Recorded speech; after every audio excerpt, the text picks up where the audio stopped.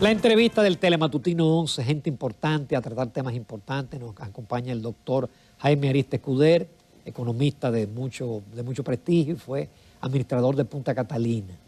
Muy buenos días, Jaime, un placer. Muy buenos días, un placer estar aquí. Bienvenido otra vez.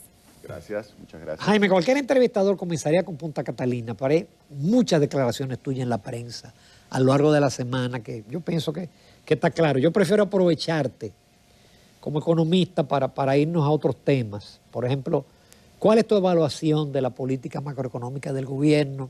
¿Cuáles son tus proyecciones para este año y quizás el año que viene? Especialmente tomando en cuenta con lo que está pasando con el carbón, con los combustibles, apagones en China. Que cuando uno ve el plan plurianual, ya los estimados que se hicieron para este año y el que viene, sí, ya se cayeron. Sí. Mira, definitivamente es un reto.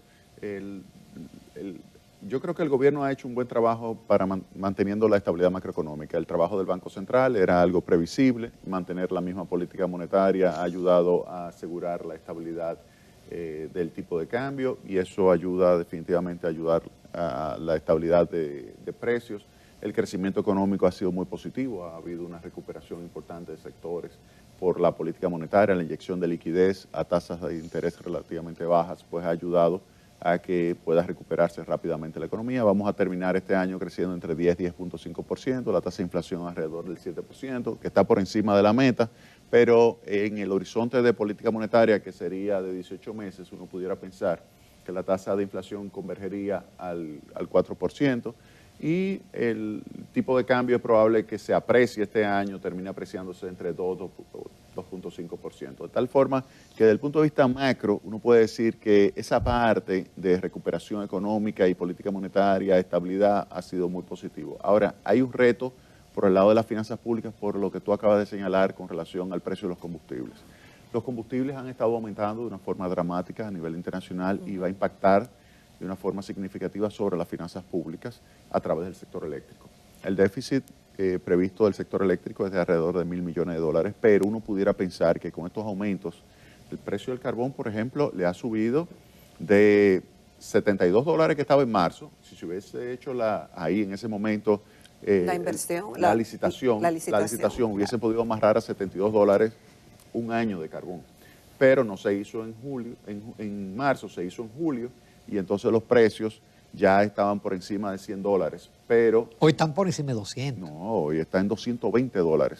Y estos 5 barcos que consiguió el presidente Luis Abinader, porque no fue ni CTPC ni el Ministerio de Energía y Minas, eso fue el presidente Luis Abinader, que hay que reconocerle eso, consiguió 5 barcos llamando directamente al presidente colombiano Duque. Consiguió 5 barcos y eso lo consiguió a $170 más o menos, pero...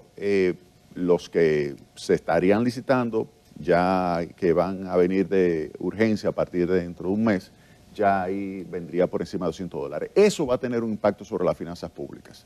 Entonces, aun cuando este año las finanzas públicas van a terminar bien porque ha habido una reducción de los gastos y un aumento de los ingresos por encima de lo presupuestado, para el año que viene hay un reto importante con relación al saldo fiscal. Yo no creo que se pueda alcanzar ese 3% tan fácilmente como ellos están pensando. Yo creo que pudiera haber un aumento del déficit producto del incremento de los precios de los combustibles y aumento del déficit del sector eléctrico. Bueno, justamente en ese sentido, hace unos días el gobierno dio a conocer el monto general del próximo presupuesto para el año 2022.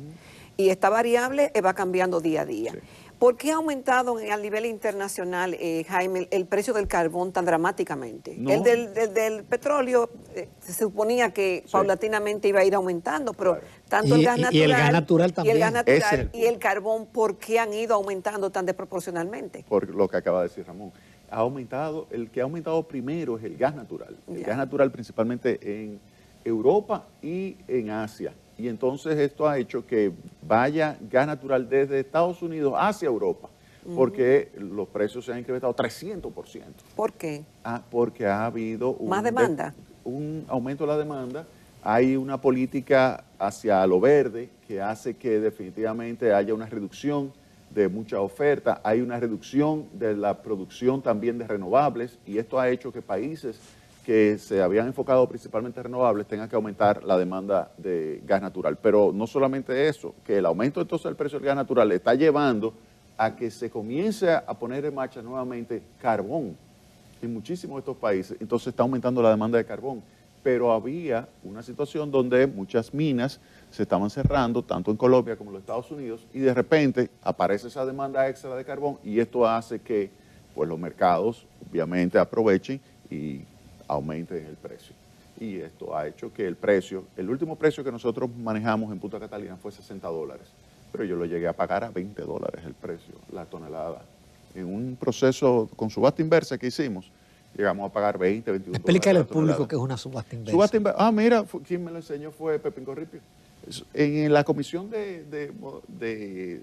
digamos, investigación de la licitación de Punta Catalina, don Pepín dijo, mira, a los proyectos del sector público hay que tratar de que haya una subasta inversa en el sentido de la siguiente manera. Es que cuando tú abres los sobres, el que quede en primer lugar no gana inmediatamente en términos del menor precio, sino que el segundo y el tercero pueden hacer otra propuesta ahí mismo, en público, para reducir ese precio. Yeah. Y si lo reducen y el primero no lo logra alcanzar, pues gana el segundo o el tercero, con el menor precio posible. Yo tomé esa idea y la adapté entonces para la compra de carbón.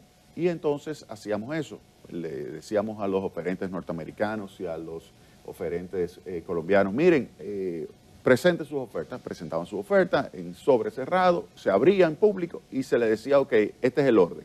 El tercero, ¿puede todavía reducir más?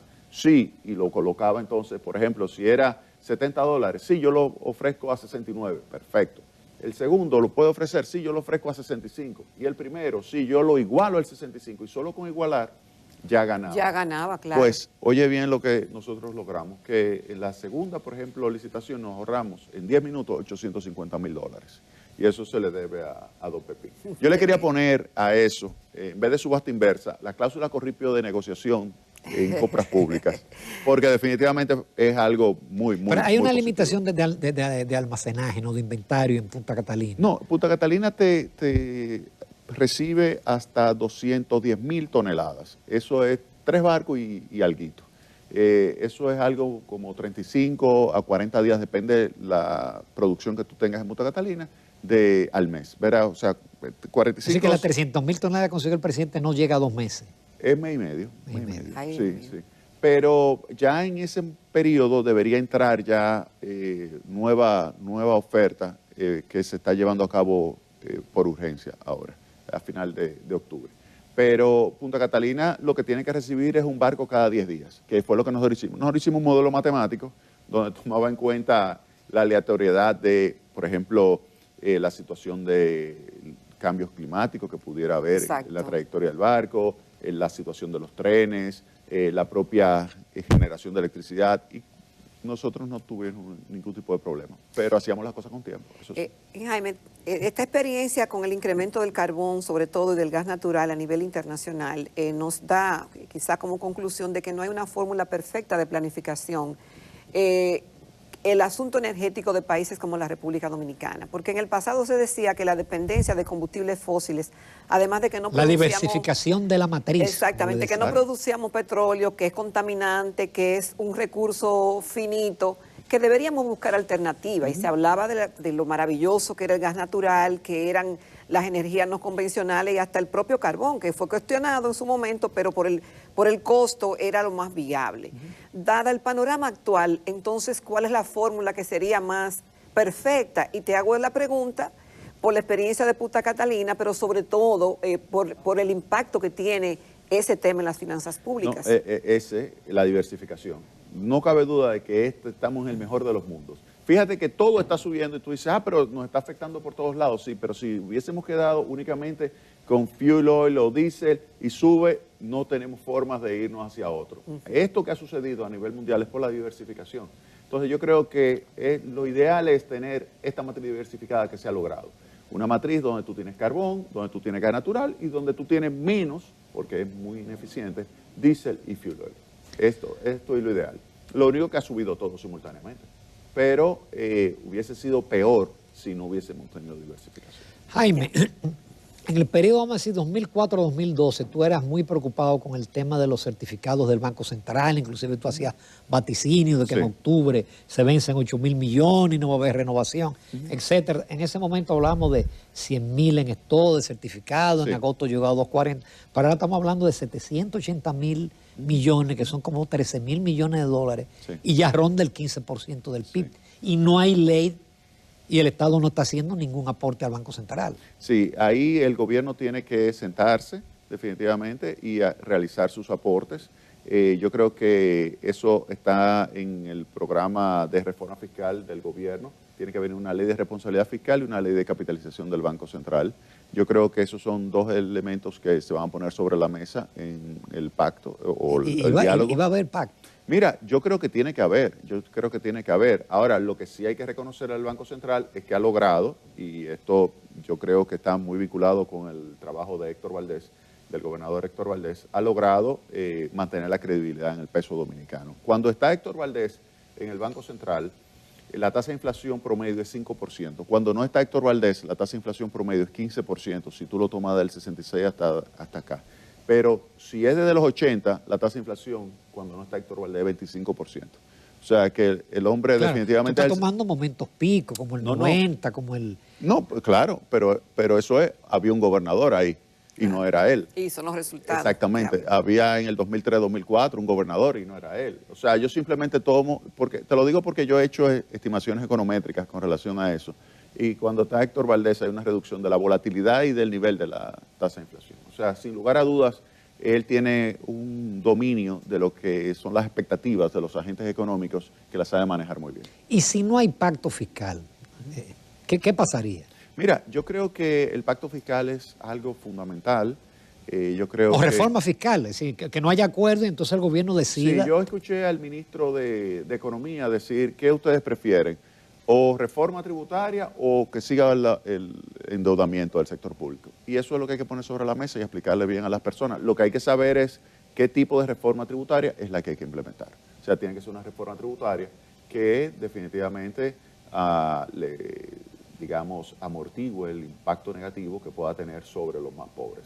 Ahora, un aspecto también que ha ayudado a la estabilidad, y eso yo creo que es algo fundamental, es que ahora tú tienes también financiamiento a largo plazo. Y eso se logró por Hipólito Mejía. ¿Por qué? Porque Hipólito creó el sistema de pensiones en el año 2001. El sistema de pensiones que creó ha permitido 700.000 millones de pesos de recursos de ahorro de largo plazo. Entonces, eso ha ayudado al Banco Central. Pero la mitad de eso está en el Banco Central y en Hacienda. Por eso. Y en eso vez de estar estimulando la economía. No, pero es que es lo mismo. O sea, la gente piensa, no, que si está en el Banco Central o que está en Hacienda no estimula la economía. Claro, porque libera otros recursos que sí están estimulando sectores productivos de forma directa y manteniendo la estabilidad macroeconómica, tú estimulas la economía. También eso se ha estimado económetricamente. Cuando tú tienes estabilidad macroeconómica, tú tienes crecimiento económico. Entonces, si tú tienes, por ejemplo, que la tasa de inflación se mantiene en el entorno del rango meta, tú tienes un mayor ritmo de crecimiento de la economía. Por eso es importantísimo esos fondos de largo plazo. Vuelvo y te señalo. Son 707.000 millones de pesos que se han acumulado. Sí. De eso vamos a hablar en el otro segmento. Okay. Yo quiero concluir ahora, Jaime, porque estamos casi en una pausa. Sí. No va a ser fácil convencer a la gente que pague más impuestos. ¿Tú crees que ha habido una mejoría en la calidad del gasto? Porque, por ejemplo, los economistas decían que en el anterior gobierno se robaban, se dilapidaban 60.000 millones. ¿Ha habido una mejoría en la calidad del gasto? Mira, yo creo que siempre se ha sobreestimado el monto de la corrupción y del despilfarro de recursos. Yo creo que eso es así. Te lo digo, lo que yo manejé, se manejó de una forma tal donde no se despilfarraba absolutamente nada. Todo lo contrario, fíjate que se estableció el esquema de subasta inversa para las compras públicas en las adquisiciones que hacía Punta Catalina, y lo hacíamos de una forma donde siempre conseguíamos el mejor precio. O sea que tú no puedes generalizar. Ahora, el gobierno tiene el reto de seguir mejorando la calidad del gasto público, sin lugar a dudas. Lo ha logrado y yo creo que le falta todavía mucho por hacer para que las personas sientan que los servicios educativos son mejores, que los servicios de salud son mejores, porque hay también cierta percepción de que hay algunos servicios que se han deteriorado en el sector público. Entonces, hay que tratar de mejorarlo eso. Jaime, en el segmento anterior mencionaste un punto, el tema de lo que tú llamabas una especie de ahorro de alrededor de 710 mil millones de pesos, producto de las pensiones, del ahorro de los fondos de pensiones. Y justamente has hablado mucho en las últimas semanas de el impacto que tendría en la economía dominicana la entrega del 30% de las AFP. Como han reclamado algunos sectores, y tú dices que es dañino y que además se le entregarían recursos a personas que son jóvenes, que todavía no tienen edad de recibir una pensión. Permíteme agregarle, que yo estoy de acuerdo contigo, pero he visto que en Chile han devuelto, en Perú han devuelto. Hay todo un movimiento en Sudamérica para devolver. Sí, pero Jaime habló en una de sus declaraciones de que hay 79 países con sistema de reparto, ¿verdad? Sí. De muchos de los cuales que han tenido que aumentar la tasa de cotización para garantizar un mínimo de viabilidad. Otros 63 países que han aumentado la edad y 62 países redujeron el porcentaje de beneficios que iban a recibir bajo este mismo sistema. Es decir, que hay que ver muchas variables, Jaime. Muchas. Y como que tú has estudiado muy bien el tema. Mira, en primer lugar, vamos a ver, hay dos sistemas de pensión, el sistema de reparto y el sistema de capitalización individual. El sistema de reparto, ahí, ese es un sistema donde los jóvenes le pagan la pensión a un viejo. Y generalmente es deficitario y obliga a que el gobierno tenga que inyectarle recursos. Es decir, por solidaridad uno le paga al otro. Sí, supuestamente intergeneracional. Todo el mundo aporta, pero intergeneracional. Ahora, cuando se cambia la pirámide poblacional exactamente, entonces el gobierno tiene que colocar. Por ejemplo, en Uruguay, que se menciona, el Uruguay en términos efectivos, la participación o el aporte que tú tienes que realizar en función de tu salario y el Estado equivale a alrededor del 35% del salario. Aquí nosotros aportamos el 8.4%. Ellos aportan alrededor del 35%. Del 35%. Entre el aporte que hace el trabajador, el empleador y el Estado a ese sistema, que es una mezcla entre reparto y capitalización individual. Y luego está capitalización individual, donde tú ahorras para cuando tú seas ya una persona adulta. Ese es el sistema que tenemos aquí, donde se ha acumulado ya 700 mil millones de pesos en esas cuentas, donde el 14% lo ha aportado el trabajador, el 32% lo ha aportado el empleador y el resto, 54%, lo ha aportado el mercado a través de rentabilidad de esas inversiones que han obtenido las AFP. Por cada peso que se gana las AFP, el empleado se gana 13 pesos por las inversiones que se realizan. O sea, miren lo que es el retorno que se obtiene con buenas inversiones. Entonces, parecería que no ha sido mal entonces. Para nada. Pero entonces, eso es lo que ha fallado en las relaciones públicas. Exactamente, ese es el problema. Que no tienen personas así tan expertos como ustedes. No. Por ejemplo. No, como mira, tú. No, pero sí, mira, tú haciendo un media tour con eso, óyeme. Pero oye bien esto. Mira la parte de lo que es la economía. Si tú agarras esos recursos y lo inviertes, tú generas un crecimiento económico adicional. El crecimiento económico, y tú lo sabes muy bien, tú también, en los últimos años ha sido 5% promedio, desde el 2003 al 2019, 5% promedio. De eso, un punto porcentual, de esos 5 puntos, lo explica el ahorro previsional, es decir, que el 22% del crecimiento de la economía desde el 2003 al 2019 lo explica ese ahorro de largo plazo que se ha ido creando. Entonces, desde el punto de vista macro, también ha sido muy positivo, además de haber ayudado a la estabilidad macroeconómica. Todo eso es muy positivo. Y ahora se dice, bueno, vamos a entregar el 30% porque Chile lo ha entregado, Perú lo ha entregado, Bolivia lo ha entregado. Tú te preguntas, ¿cuáles son las consecuencias? Vámonos a Chile. Chile, es verdad que cuando tú entregas el dinero, la gente se siente contenta, lo comienza a gastar, compra un televisor, compra bebidas alcohólicas, compra un automóvil utilizado, etc. Un teléfono inteligente. Pero la pregunta es, ¿y qué le pasa a tu pensión? En Chile ya habrá 4 millones, o hay ya, porque ya se autorizó el cuarto retiro, 4 millones de personas que no van a recibir pensiones. Eso es lo primero, 4 millones de personas. Pero no solamente eso, sino que los que la van a recibir van a tener un impacto entre 35 y 45% de reducción de su pensión. Entonces, en el caso de la República Dominicana... ¿La de reducción? Entre 35 y 45, dependiendo, oye bien, dependiendo de si eres hombre o mujer y si finalmente tú retiras el cuarto de retiro que se estaría aprobando, que es ya para haber retirado el 40%. En el caso de la República Dominicana, un retiro del 30%, tú tendrías un impacto negativo sobre las pensiones que tú vas a recibir de alrededor del 30%, primer elemento. Segundo elemento, tú estarías condenando, que es lo que va a pasar en Chile, a la desaparición del sistema de capitalización individual. Porque cuando tú tengas esas 4 millones de personas que se quieran retirar, que no tengan recursos para retirarse, habrá una presión social. Y esa presión social obligará al Estado a tener que buscar y colocar recursos en las cuentas de las personas para poderle pagar una pensión que sea mínima. Si está en condiciones. Pero entonces, fíjate, ¿qué significa que el Estado tenga que buscar dinero y colocarlo ahí?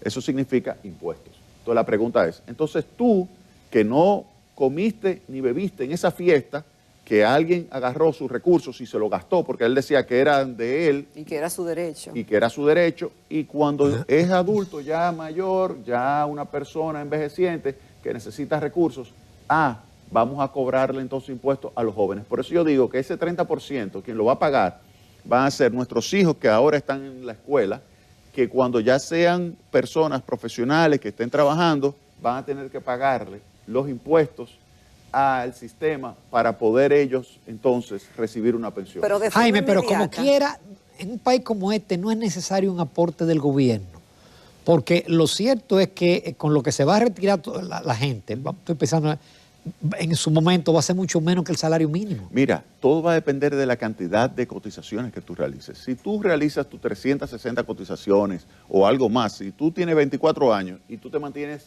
hasta los 60 años, tú te retiras con un 49% de lo que es tu último salario.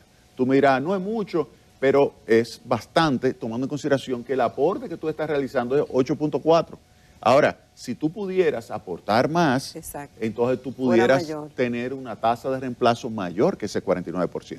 Ahora tú me dices, pero si yo solamente cotizo 100, entonces ahí tú vas a tener menos tasa de reemplazo. Entonces, ¿qué es lo que hay que tratar de hacer? Modificar la ley para que tú puedas aportar, no solamente tú como un empleado, que es como se permite ahora, sino que tú como cuenta propista también tú pudieras seguir aportando. Y así Y el tú puedes aumento, y el acumular aumento más. a 65 años de la edad de retiro. Ese es otro punto para los que vienen atrás. O sea, ya los que están en el sistema, tú no le puedes cambiar las reglas de juego, pero pasar a 65 años, tú pudieras hacerlo ya para los próximos. Tú decirle, mira, si yo aumento a 65 y aumento de 8.4 a 10, y yo tuviera de los 24 a los 60 años cotizando, en vez de 49%, tuviera 71% de tasa de reemplazo. Fíjate que ya son otros números. Entonces, pero ahí depende de algunos cambios que tú le puedas hacer a lo que es el sistema. Esas son las reformas, las mejoras que tú le puedes hacer al sistema. Pero volver al reparto. Ustedes recuerdan lo que era el sistema dominicano de seguros sociales, que es el sistema de reparto. ¿Quién tenía la expectativa de que iba a recibir una pensión? Prácticamente nadie. Y mira cómo es que funciona el sistema de reparto. Muchísimas personas están en el sector público. Dicen que en el sector público a los 20 años tú recibes la pensión, pero duraste 18 años y te despidieron. ¿Qué pasó con esos recursos? Nada, lo perdiste. Ese es el sistema de reparto. O sea, tú o es todo o es nada. Entonces, ese es el problema del sistema de reparto. Mientras que el sistema de capitalización individual, lo que tú acumules es tuyo. Sea mucho, sea poco, es tuyo. Y eso, lo que tú tienes que tratar de hacer es acumular lo máximo posible. Jaime, se dice que el modelo de nuestro país fue el de Chile. Se dice que el modelo de Chile fracasó antes de la distribución. Mira, yo no creo que fracasó el modelo de Chile. Yo lo que creo que es un modelo donde se ha demostrado que si tú quieres tener una mejor tasa de reemplazo, tú necesitas aportar más de tus recursos a tu cuenta individual. 10%, que es lo que está aportando Chile, quizás es bajo comparado con otros aportes que se realizan. Ahí tú dices, bueno, en el caso de Uruguay, el 35%. O sea, 7 puntos de lo que se recauda del PIB va directo a esas cuentas. O sea, entonces la pregunta es, ¿el Estado va a estar dispuesto? ¿Puede hacerlo? La presión tributaria de Uruguay no es la presión tributaria que tenemos nosotros aquí. La presión tributaria de Uruguay es estilo Europa. Nosotros tenemos una presión tributaria de 14%, ellos tienen por encima del 35%. Okay. Entonces, tradicionalmente, República Dominicana, con una presión tributaria del 14%, no es verdad que va a poder hacer aportes sistemáticos a ningún sistema de pensión. O sea, irse a un sistema de reparto donde sea el Estado que maneje los recursos, estilo Argentina. Argentina tenía cuentas individuales. ¿Tú sabes lo que hizo Argentina? Lo tomó todo y lo confiscó y los llevó a una cuenta común. Y tú sabes lo que está sucediendo, desapareciendo los fondos. Ahora, y Jaime, ya no tienes nombre y apellido, ya no está Ramón ahí, ya desapareció, todo está Jaime, en una cuenta común. Todo esto que he analizado últimamente, obviamente que tiene que ver con el impacto que tendría ese retiro de esos recursos a futuro para el mismo empleado. Pero tú has dicho que si se hace, eso aumentaría la tasa de interés, el tipo de cambio, aumento de los precios generalizados de la economía y una caída del financiamiento a largo plazo. Correcto. Eso sería en lo inmediato. Es inmediatamente. ¿Y por qué? Porque es que tú primero le estás sacando el financiamiento de largo plazo que existe hoy día. Tú tienes que liquidar títulos, que es donde están invertidos esos recursos. Ya sea Banco Central, ya sea Hacienda, ya sea hoteles, ya sea energía. Tú tienes que liquidar títulos que han permitido financiar, por ejemplo, viviendas a 20 años. Cuando yo compré mi primer apartamento en 1992, fue a 10 años que estaba el financiamiento disponible. Ahora tú consigues financiamiento sin ningún tipo de problema. 30. Óyeme, 20 y 30 años y tasa de interés por debajo del 10%. Entonces, cuando tú tienes eso, tú dices, mira, definitivamente, por algunos años, definitivamente el ahorro previsional que tú tienes es muy positivo. Si tú ahora lo sacas y lo consumes, eso inmediatamente genera lo que sucedió en Chile, un aumento de precios. Eso obligaría al Banco Central a apretar los controles monetarios y subir la tasa de interés. Ese aumento de la tasa de interés reduce el valor de mercado de otros títulos, que es donde tienen invertido las AFP, los recursos de los trabajadores. Y al bajar el valor de mercado de esos títulos, se reduce la masa de recursos disponible para las pensiones en el futuro. Es decir, que se está perjudicando directa e indirectamente a la persona, indirectamente por la subida de los precios, que hace que el poder adquisitivo se reduzca, e directamente cuando sube la tasa de interés, se reduce la masa de recursos, el valor de la masa de recursos que tiene ahorrado, y esto le perjudica posteriormente para recibir entonces un aumento de sus pensiones. Y también sube el tipo de cambio, pero lo peor de todo es que desaparece el financiamiento de largo plazo. Por eso el 30% es algo muy negativo, además de que tendría como consecuencia final la desaparición del sistema de capitalización individual y la resurrección del sistema de reparto. Y el sistema de reparto definitivamente es el peor sistema. ¿Por qué? Porque los estados no tienen recursos para mantenerlo. Tenemos nosotros recursos para tomar dinero del Estado y colocarlo en un sistema de reparto que sea financieramente viable. Toma el caso de los cañeros. Los cañeros se quedaron sin pensión. Toma el caso de los maestros. Los maestros tienen un sistema de reparto, pero que lo financia ¿quién? El Ministerio de Educación, recursos del gobierno, es quien está financiando la gran parte.